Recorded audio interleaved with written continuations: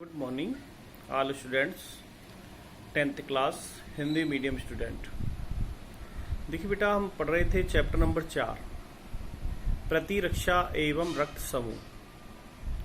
प्रतिरक्षा के बारे में हमने काफ़ी कुछ पढ़ा। प्रतिरक्षा के प्रकार, प्रतिजन एवं प्रतिरक्षी, विभिन्न प्रकार की प्रतिरक्षी और उनके कार्य। आज हम बेटा बात करते हैं रक्त की। हमने रक्त के कार्य भी पढ़े, रक्त के कौन कौन से कार्य होते हैं तो उन पर भी हमने चर्चा की, क्योंकि रक्त के कार्य हमारे शरीर में एक महत्वपूर्ण कार्य है और उसके द्वारा हमारे शरीर में चाहे ऑक्सीजन का विनिमय है, चाहे भोज्य पदार्थों का परिवहन है, हानिकारक उत्सर्जी पदार्थों का निष्कासन है, इन सभी कार्यों में जो रक्त है उसकी प्रमुख भूमिका होती है। आज हम बेटा इस वीडियो में बात करेंगे रक्त का वर्गीकरण। रक्त क्या है और रक्त में कौन कौन से प्रकार की रक्त कणिकाएं पाई जाती है, उन रक्त कणिकाओं का क्या कार्य है, उन सब के बारे में आज हम इस वीडियो में बात करेंगे। तो देखिए बेटा, रक्त का वर्गीकरण तो मैं आपको डिटेल में बता देता हूं बेटा। रक्त हमारे शरीर में एक तरल संयोजी ऊतक है और रक्त में दो प्रकार के पदार्थ होते हैं। एक तो होता है प्लाज्मा और दूसरा होता है रक्त कणिकाएं या रुधिराणु। दूसरा होता है रुधिराणु, प्लाज्मा और रुधिराणु। तो प्लाज्मा हमारे रक्त का लगभग 55% भाग बनाता है, बाकी शेष 45% भाग रुधिराणु के रूप में, ब्लड वेसल्स के रूप में पाया जाता है। प्लाज्मा जो 55% ब्लड का भाग है प्लाज्मा, यह प्लाज्मा एक प्रकार का निर्जीव तरल पदार्थ होता है। यह हल्के पीले रंग का होता है। अब ये पदार्थ क्या काम आता है देखिएगा। यानी जब आपने देखा किसी को पीलिया हो जाता है तो उसके ब्लड का रंग धीरे धीरे पीला हो जाता है, क्योंकि हीमोग्लोबिन कम होने से उसमें प्लाज्मा की अधिकता दिखाई देती है और रक्त कणिकाएं कम हो जाती है। ऐसी कंडीशन को कहते हैं पीलिया। तो जो प्लाज्मा है 55%, तो प्लाज्मा रक्त का एक निर्जीव तरल माध्यम है, निर्जीव तरल माध्यम, और यह शरीर में कई आवश्यक कार्यों का भी संचालन करता है। जैसे हम कहें कि हमारी जो आंत है वो भोजन का पाचन और अवशोषण का कार्य करती है, लेकिन आंतों के द्वारा जिन पदार्थों का अवशोषण नहीं हो पाता, बड़ी आंत के द्वारा जिन आवश्यक पदार्थों का अवशोषण नहीं हो पाता, उन अशोषित पदार्थों को विभिन्न अंगों तक ले जाने का कार्य प्लाज्मा करता है। समझे? यानी आंत के द्वारा अशोषित पदार्थ जो आंत से अवशोषित नहीं होते, उन पदार्थों को प्लाज्मा शरीर के विभिन्न अंगों तक ले जाने का कार्य करता है। इसके अलावा शरीर में बनने वाले हानिकारक जो पदार्थ हैं, अपशिष्ट पदार्थ, उनको उत्सर्जी अंगों तक ले जाने का कार्य भी प्लाज्मा करता है। ठीक है, ये तो बात हुई प्लाज्मा की। अब दूसरा भाग है रुधिराणु या रक्त कणिकाएं। तो देखिए, रक्त कणिकाओं का भाग है 45%। ये रक्त कणिकाएं या रुधिराणु 3 प्रकार के हैं। इनको कहते हैं आरबीसी, डब्ल्यूबीसी और प्लेटलेट्स। आरबीसी का मतलब होता है लाल रुधिर कणिका और इन्हीं को कहते हैं इरिथ्रोसाइट, इरिथ्रोसाइट। दूसरी डब्ल्यूबीसी, जिन्हें कहते हैं श्वेताणु, श्वेत रुधिर कणिका, या इन्हें कहते हैं ल्यूकोसाइट। ठीक है, नेक्स्ट तीसरे नंबर की है प्लेटलेट्स या बिंबाणु। ठीक है, प्लेटलेट्स या बिंबाणु। तो हम जो तीनों प्रकार की जो रक्त कणिकाएं हैं उनकी हम बात करेंगे, उनको थैम्बोसाइट कहते हैं। इनकी हम बात करते हैं तो आप देखिए रक्त का वर्गीकरण, क्योंकि हम आगे चलेंगे तो रक्त कणिकाएं जो आरबीसी है उनके तो पार्ट नहीं होते, लेकिन डब्ल्यूबीसी रक्त कणिकाओं के अंदर विभिन्न प्रकार की कोशिकाएं पाई जाती है, जैसे न्यूट्रोफिल्स, बेसोफिल, एसियनोफिल्स, लसिकाणु मतलब लिम्फोसाइट। फिर लिम्फोसाइट के भी भाग होते हैं, मोनोसाइट और बी लिम्फोसाइट और टी लिम्फोसाइट। तो देखिए बेटा, आज हम इस वीडियो के अंदर बात करते हैं रक्त का वर्गीकरण।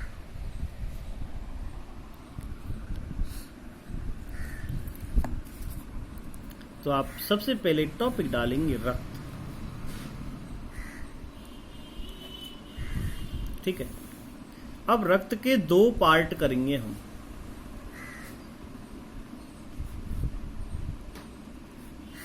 पहला पार्ट है प्लाज्मा,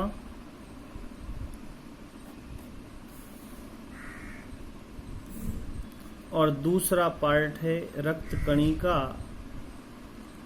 या रुधिराणु, ठीक है।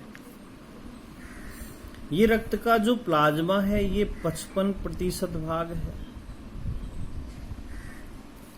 और रुधिराणु 45%। इसके बारे में आपको मैंने काफी कुछ बताया। ये जो रुधिराणु है, रक्त कणिका है, ये 3 प्रकार की हो जाती है।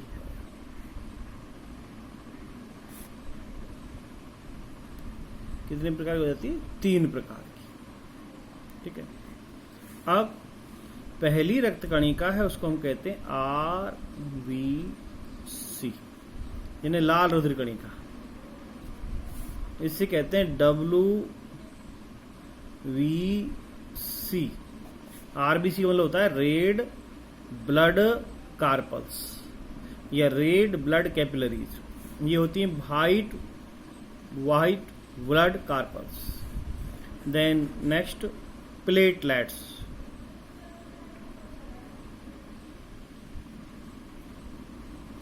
इन्हें कहते हैं बिंबाणु, ठीक है। अब यहां पर हम देखें जो 45% भाग है रुधिराणु का, इनमें से WBC, इसके कई पार्ट हैं।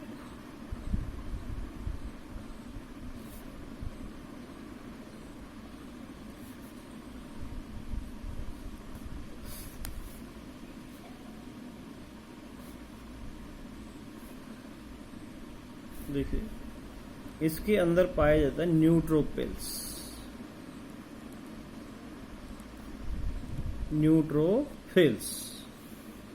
दूसरी बेसोफिल्स,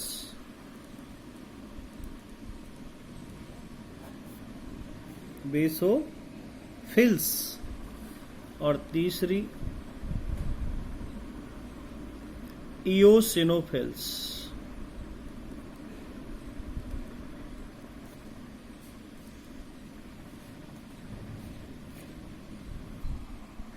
इओसिनोफिल्स तीसरी है बेटा, तीसरी इओसिनोफिल, चौथी मोनोसाइट, और नंबर 4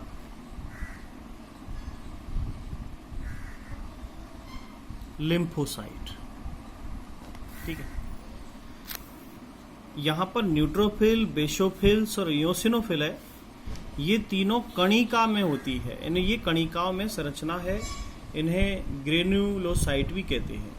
और जो मोनोसाइट, लिम्फोसाइट है, ये अकणिका है, इनमें कणिकाएं नहीं पाई जाती।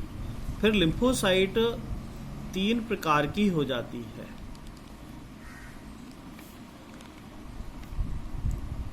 लिम्फोसाइट 3 प्रकार की हो जाती है, इन्हें कहते हैं बी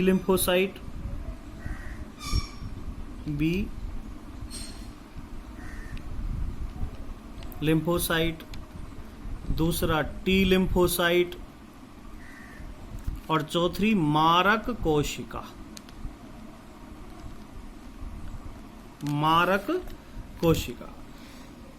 तो बेटा ये पूरे रक्त का वर्गीकरण है, और इस वर्गीकरण में हम पढ़ पाते हैं कि रक्त है क्या, रक्त के बारे में हम क्या जानते हैं, वो सब हम इसके अंदर बात करते हैं। तो सबसे बेटा पहले इसको पूरे चार्ट को बनाने के बाद हम पढ़ते हैं प्लाज्मा।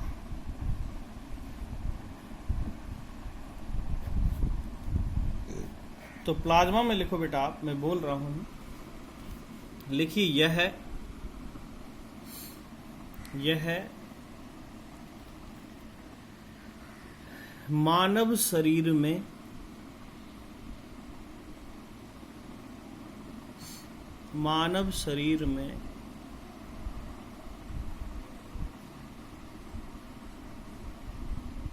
संयोजी ऊतक के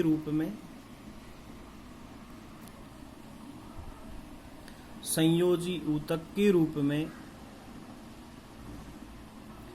निर्जीव तरल के रूप में होता है। निर्जीव तरल के रूप में होता है। यह हल्के पीले रंग का होता है। यह हल्के पीले रंग का होता है।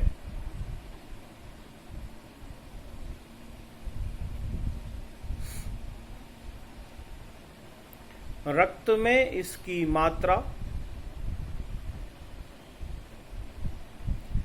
55% होती है।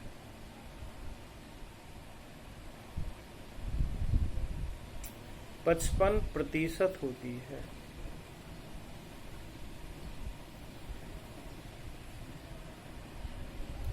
इसका प्रमुख कार्य मानव शरीर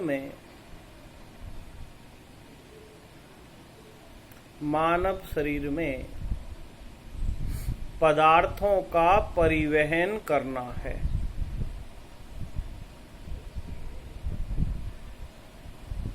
अर्थात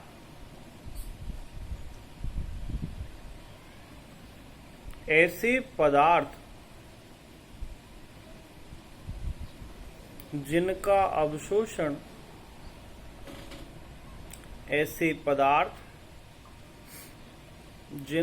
अवशोषण मानव की आंत के द्वारा नहीं होता,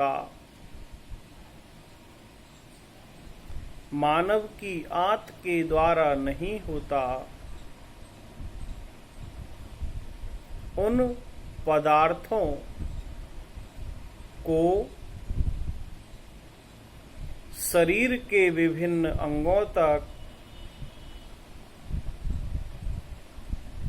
ले जाने का कार्य करता है।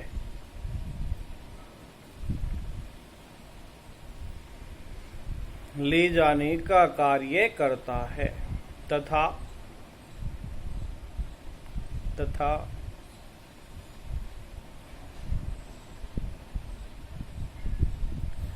हानिकारक अपशिष्ट पदार्थों को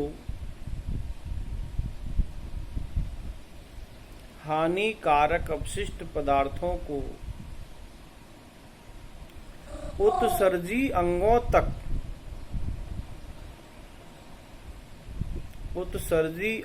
तक लाने का कार्य करता है। ठीक है बेटा, ये बात थी इसकी प्लाज्मा की। अब हम बात करते हैं रुधिराणु। तो रुधिराणु में 3 प्रकार की कोशिकाएं हैं, आरबीसी, डब्ल्यूबीसी और प्लेटलेट्स। तो सबसे हम बात करेंगे पहले आरबीसी यानी लाल रुधिर कणिका। तो अब हम डालें रुधिराणु, और रुधिराणु में सबसे पहला टॉपिक लेते हैं बेटा आरबीसी। इसको कहते हैं लाल रुधिर कणिका। देखिए, हीमोग्लोबिन पाए जाने के कारण इसका रंग होता है लाल। ठीक है, ये लगभग देखें तो कुल रक्त कोशिकाओं का 99% भाग है। और यह जो आरबीसी है इसकी औसत आयु 120 दिन होती है। और इन कोशिकाओं में हीमोग्लोबिन नामक प्रोटीन पाया जाता है।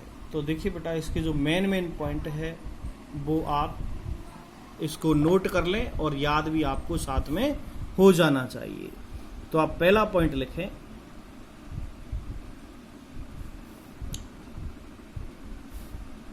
रोमन संख्या में डाल लेना, रोमन संख्या में, और आप लिखोगे आरबीसी या लाल रुधिर कणिका। तो इसमें लिखना यह है कुल रक्त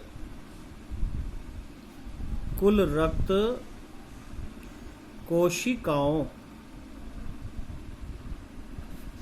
का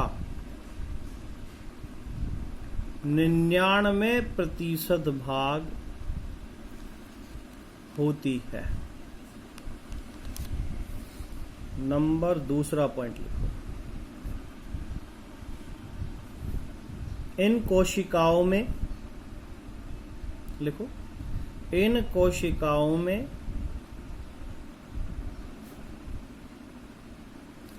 हीमोग्लोबिन नामक प्रोटीन पाया जाता है। हीमोग्लोबिन नामक प्रोटीन पाया जाता है जिसके कारण इनका रंग लाल होता है। नंबर थर्ड लिखो, आरबीसी का जीवन काल 120 दिन होता है। ठीक है, एक और लिख लो,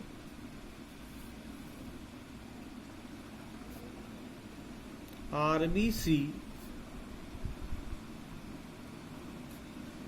केंद्रक विहीन कोशिका होती है। आरबीसी केंद्रक विहीन कोशिका होती है। ठीक है बेटा, तो देखो हम बात कर रहे थे आरबीसी की, लाल रुधिर कणिका कुल रक्त कोशिका को 99% भाग है। हीमोग्लोबिन नामक प्रोटीन पाया जाता है इसलिए इसका रंग लाल होता है। इनका जीवन काल 120 दिन होता है। इसका मतलब क्या हुआ, यानी आरबीसी 120 दिन के अंदर, यानी इनका जीवन चक्र चलता रहता है। हर 120 दिन में नई आरबीसी बनती रहती है और मरती रहती है, नई बनती रहती है। और इनका क्रम जारी रहता है, जितनी मरती है उतनी बनती जाती है, इसलिए शरीर में इनकी संख्या यानी लगभग औसत बराबर रहता है। ठीक है, एक लाइन और लिखना चाहे तो आप लिख लें, आरबीसी को एरिथ्रोसाइट कहते हैं। एरिथ्रोसाइट कहते हैं। ठीक है बेटा, दूसरा डालो आप डब्ल्यूबीसी।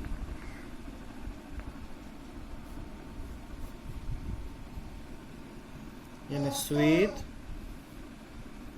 रक्त कणिका, श्वेत रक्त कणिका। ठीक है, अब जैसे हम बात करें, इसके अंदर हीमोग्लोबिन नहीं पाया जाता इसलिए इनका रंग लाल होता है। देखो हम आरबीसी में एक लाइन और लिख सकते हैं, जो आरबीसी है या डब्ल्यूबीसी प्लेटलेट्स, इन सब का निर्माण होता है अस्थि मज्जा में। तो ये पॉइंट भी बेटा नोट कर लेना, आरबीसी डब्ल्यूबीसी प्लेटलेट सबका निर्माण होता है अस्थि मज्जा में। लाल अस्थि मज्जा बोन मेरो के अंदर होता है। और सबसे ज़्यादा देखें तो हमारी जो जांग होती है फीमर में इनका सबसे ज़्यादा निर्माण होता है। तो आरबीसी, अब आरबीसी में पॉइंट नोट करोगे आप, पहला पॉइंट लिखो आप, जैसे इनको कहते हैं रिथ्रोसाइट, ऐसे ही डब्ल्यूबीसी को कहते हैं ल्यूकोसाइट। तो आप लिखोगे WBC को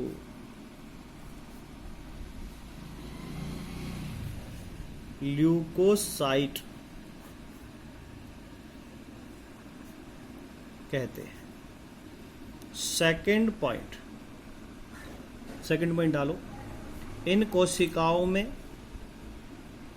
देखो, इन कोशिकाओं में हीमोग्लोबिन नहीं होता है, अतः ये रंगहीन होती है।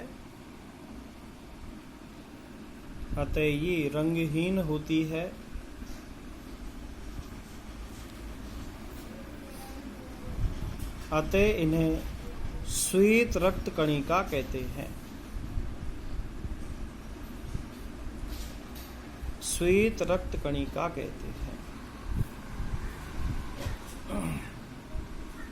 तीसरा पॉइंट देखना।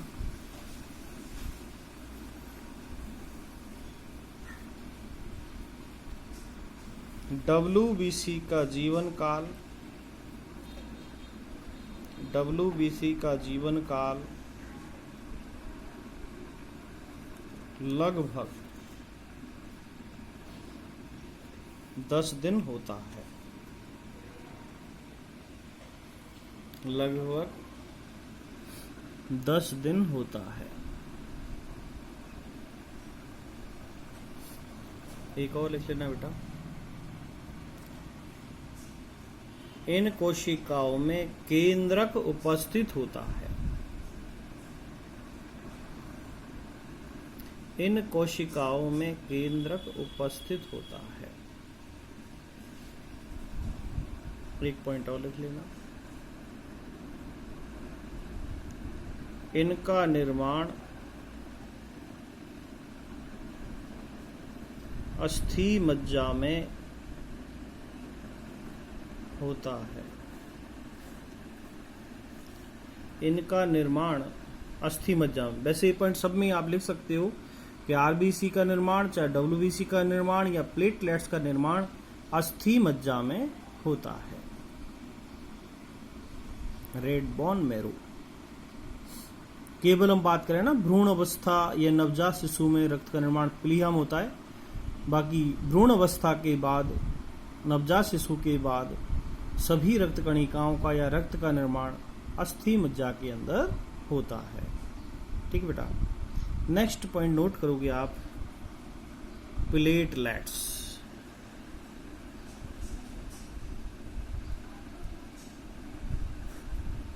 या बिंबाणु। ठीक है, पहला पॉइंट नोट करोगे, प्लेटलेट्स को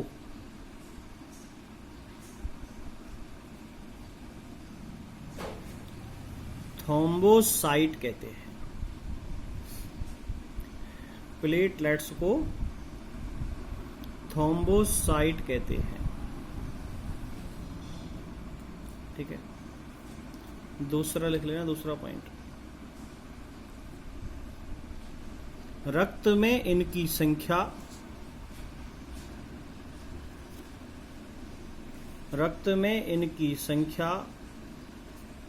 लगभग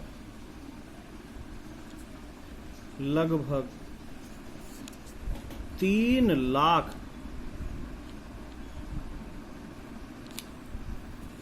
लाख प्रति घन मिलीमीटर।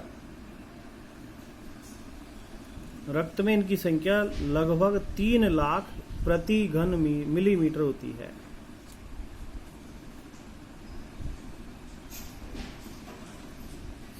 तीसरा पॉइंट लिखना बेटा, इनका जीवन काल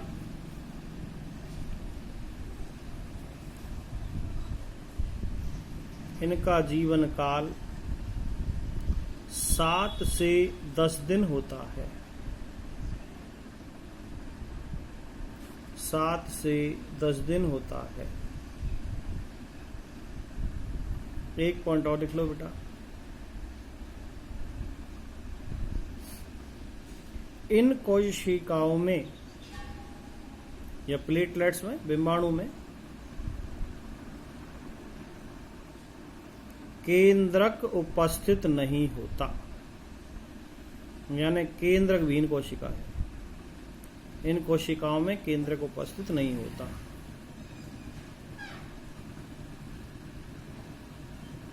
यानी केंद्रक विहीन कोशिका उपस्थित होती है। और इनका निर्माण भी लाल अस्थि मज्जा में होता है, लिख देना। इनका निर्माण भी लाल अस्थि मज्जा में होता है।